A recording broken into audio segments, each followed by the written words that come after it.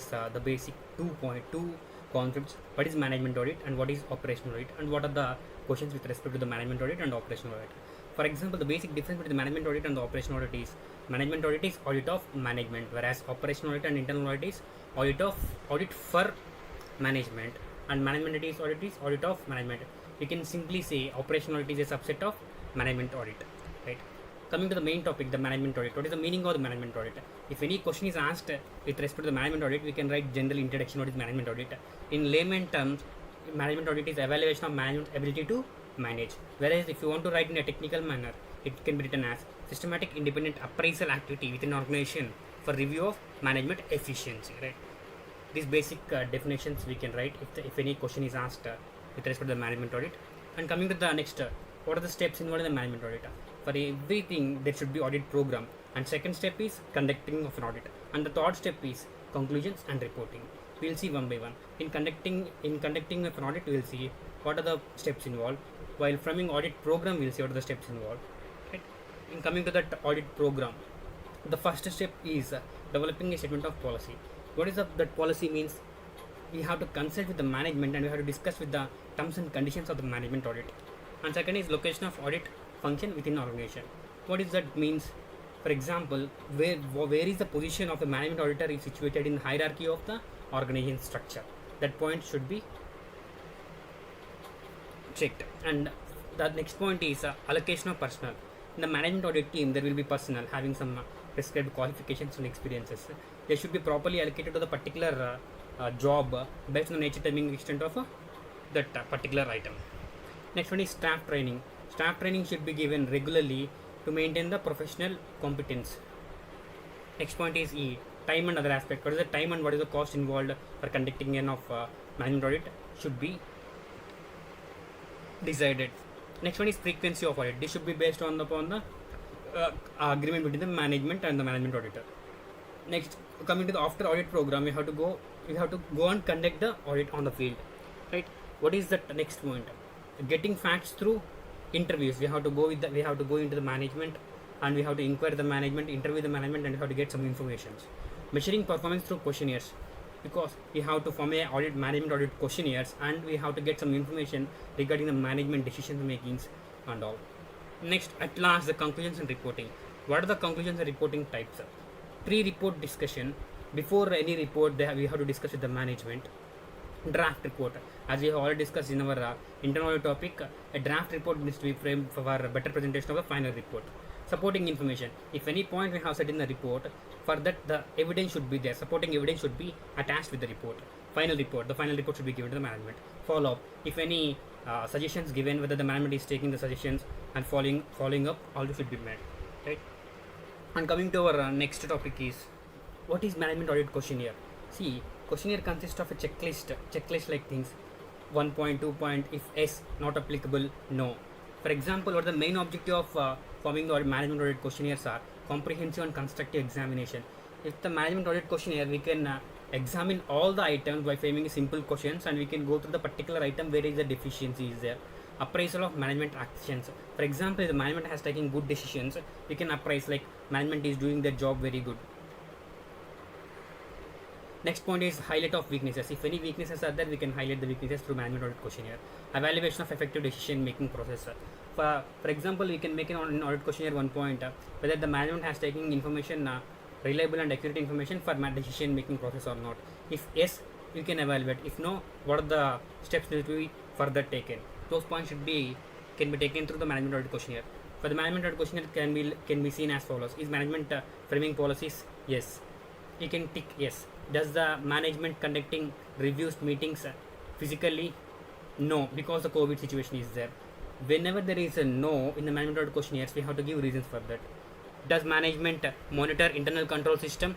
Yes. Like that, the management audit questionnaires format will be there, and we have to tick yes or no or not applicable based on the answers given by the management, right?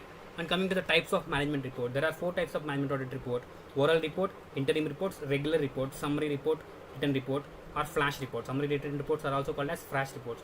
Oral report is just like we'll go to the management and we'll say these points orally, not in written format. Interim report means from the date of audit of management to the date of final report, we'll issue some interim reports to take the urgentness of the situation. We'll give interim reports and the management should take decision accordingly.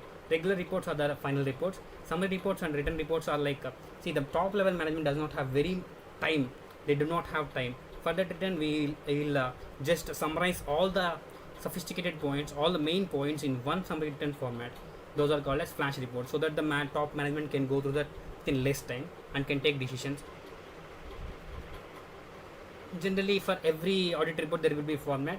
There is also some format is there for management audit report. This is not that much important. Yes, we'll see. Title, objective, scope, findings, conclusions, opinions, recommendations, audit issues, summary. The 7 points are there. Same we have discussed in internal audit also, SIA for the, but that audit report format is important. And going to our next topic, that is behavioral aspects with management audit. For example, what is the behavioral aspects? We all know the people are rational. The people taste and preferences differ from one and another. There is a behavioral aspect with respect to the management audit will be there. What are the causes of that such behavioral aspects, and what solutions does the management auditor should take to mitigate the risk involved in the behavioral aspects? The causes are staff and line conflict, control, resistance to change. What is the staff and line conflict? Staff refers to the management auditor. Line refers to the member of other department. What are the members of other departments? For example, the line always thinks that the management auditor, that is the staff, is always superior, right? For that reason, the staff do not consider line in decision making, and in addition to that, line will not follow the what are the decision given by the staff. Thus, there will be a behavioral aspect. There will be some cause. Coming to the next point, control. What is control? For example, what is the main objective of the management auditor? The management auditor has to check the effectiveness of the controls implemented by the management, right? If any control is defective, the auditee, that is the manager or employee, will fear of criticism. For example, the management auditor has given some findings to the top level management. The top level management may criticize that manager. Particularly, there may be fear of criticism, fear of changes of day-to-day habits. For example, the management auditor has said that this particular process is not good, we have to change the process. Then the employee or manager will think that he has to change his day-to-day activities. Punitive actions. Same like the top level management may take some penalties to the employees or managers based on the management auditor report. Hostile audit style means hostile audit is from the point of view of management auditor. What the management auditor is, he will do unfriendly audit. Like hostile means unfriendly. And third point is resistance to change. Most of everyone will not be resistance to change. Mostly few people will be resistant to change. They will not adopt the new technologies. Like we have read already this resistance to change topic in our IPCC in SM subject given by Cutlevy's change model, right? These are the 3 causes of behavioral aspects of management audit. And the solutions, what the management auditor do? He should be going for the constructive criticism, and the reporting method should be friendly. The reporting method should not be harsh towards the management or the employees or manager. Participative approach. The employees or manager should be involved in the decision making, involved in the drafting the report, involved in getting suggestions. Those 3 points helps the solutions for the behavioral aspects of management audit. We will conclude management audit topic, and we are going to the next topic, operational audit. Same way, the operational audit can be defined in simple terms: review and appraisal of operations of any organization conducted by independent persons. The main important thing is operations. Review of appraisal of operations. If you want to write, this mainly focuses on qualitative aspects and all rather than quantitative aspects. This does not mean that if there is any quantitative deficiency, operational auditor shall not consider that fact. It is not within the scope of auditor. There is a question in our previous papers. Same point is given, but they have given some 1,000 rupees. Some deficiency is there. Whether the operational auditor should consider this or not. Yes, the operational auditor should consider that 1,000 also. It is not excluded in his scope, right? And coming to the types of operational audit. What are the types of operational audit? Functional audit, organizational audit, special assignment. Functional audit means the particular department audit we will do. With that, we will get some specialization, right? Specialization will be obtained. Payroll, for example, payroll function. What are the main disadvantages of doing functional audits is failure to evaluate interrelated functions. For example, one department to another department, there is interaction that is there. That interaction, efficiency, effectiveness we cannot check if you do functional audit. For that purpose, there is an audit, organization audit. Organization audit is entire organization we have to do. For what is the entire organization, main benefit is interaction, effectiveness and efficiency can be checked. Coming to the next third type of operation audit is special assignments. What is special assignments?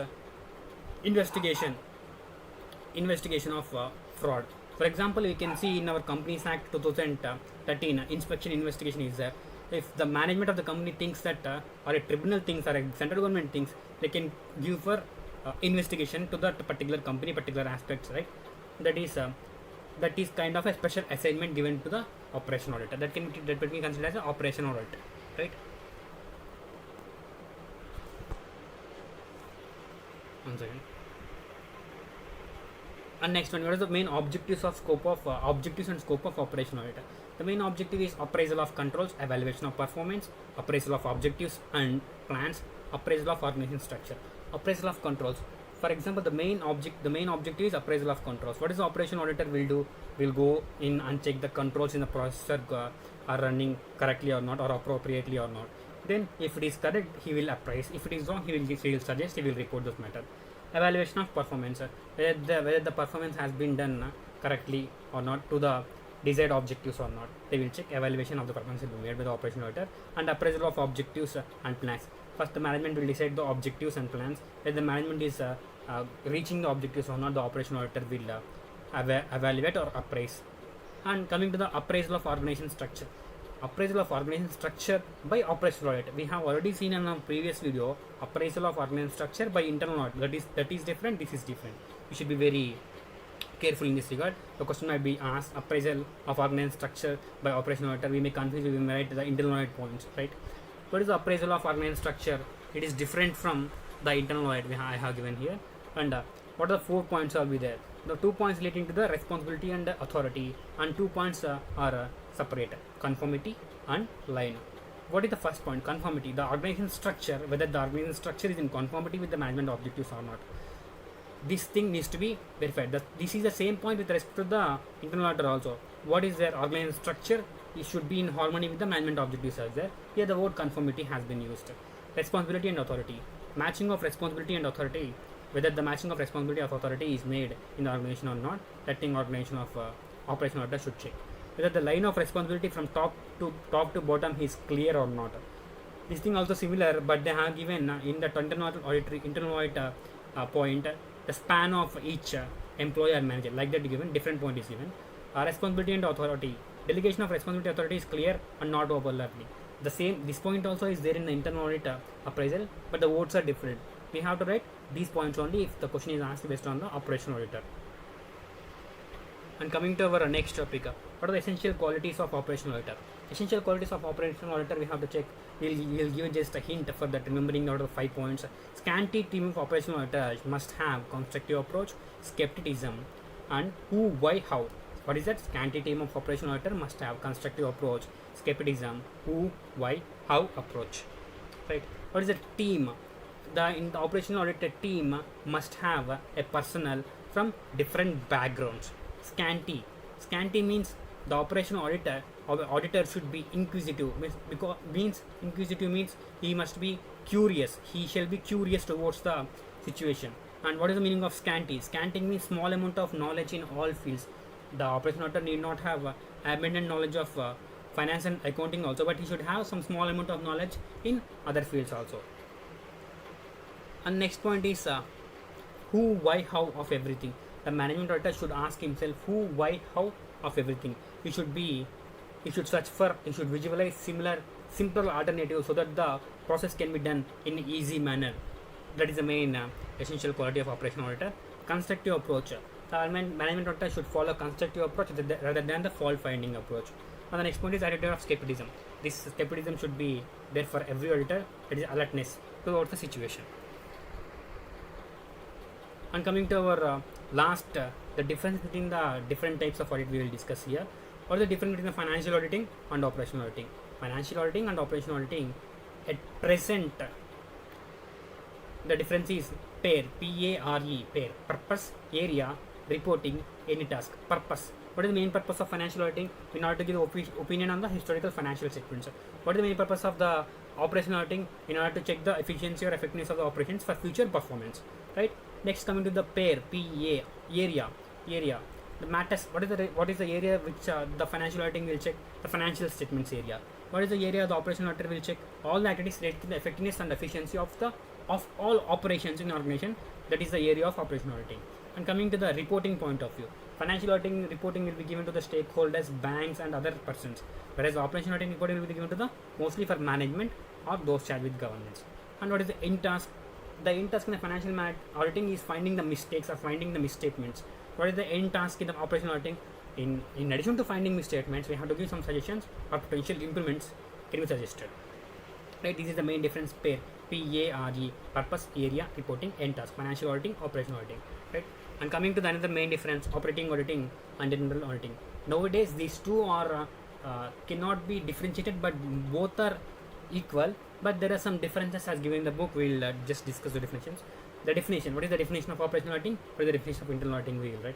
The definition of operational auditing we already discussed. Review and appraisal of the every operations for in organization. Internal auditing also we have discussed in the previous video. Internal controls in place or not. We have to check the internal controls in place or not by independent person. And next point is ICS, internal control system. Internal control system. Operational auditor is not part of internal control system, whereas internal auditor is part of internal control system.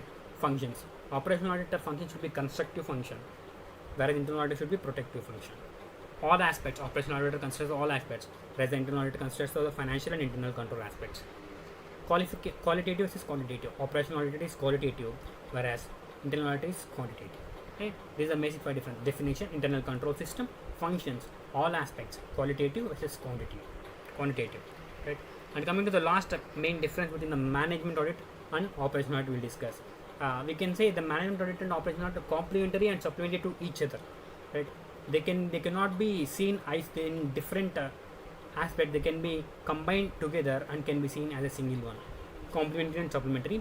Management audit is the audit of quality of managing, whereas operational audit is the quality of operations. The basic difference is not in method but in the appraisal. Right? In management audit we will appraise the management. In operational audit we will appraise the operations.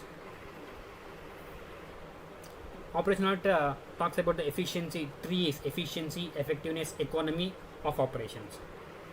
There are 2 identifiable exercises having a large area of overlapping. They overlap in many aspects, so that they should not be taken as in different topics. They can be read as an management and operational audit. Right? This is the end of this topic. There are some other important questions are there. Action plan for management audit of a company facing financial crunch. That question can be read on own. That is very similar question. You can write on your own. That question is expected, and one more question is expected is behavioral aspects with related to the management audit. These 2 questions are expected from this chapter. Thank you.